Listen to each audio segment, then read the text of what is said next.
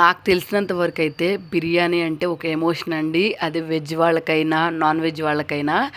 నాకంటే బిర్యానీ అంటే ఎంత ఇష్టం అంటే డైలీ పెట్టినా కానీ రకరకాలుగా అలా తినేస్తాను.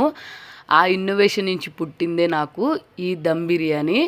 ఏంటంటే ఇది శనగలతో దమ్ బిర్యానీ అనమాట. శనగలు అంటే కాబూలీ శనగలు ఉంటాయి కదా, వైట్ కలర్ శనగలు, వాటితో అయితే దమ్ బిర్యానీ చేయాలనిపించి చేశాను. ఎగ్జాక్ట్గా నాన్ వెజ్ ఎంత టేస్ట్గా అయితే ఉంటుందో అలాగే వెజ్ తినే వాళ్ళకైతే పర్ఫెక్ట్ రెసిపీ అని చెప్తాను నేనైతే మాత్రం. దీని ప్రాసెస్ అయితే చెప్పట్లేదు, కానీ కావాలనుకుంటే కింద కమెంట్ సెక్షన్లో కమెంట్ చేయండి ప్రాసెస్ ఏంటో. నెక్స్ట్ వీడియోలో పెడతాను మీకు కావాలనుకుంటే. టేస్ట్ మాత్రం నాన్ వెజ్ బిర్యానీకి ఏమీ తీసిపోదు, అంత పర్ఫెక్ట్గా అయితే వచ్చింది.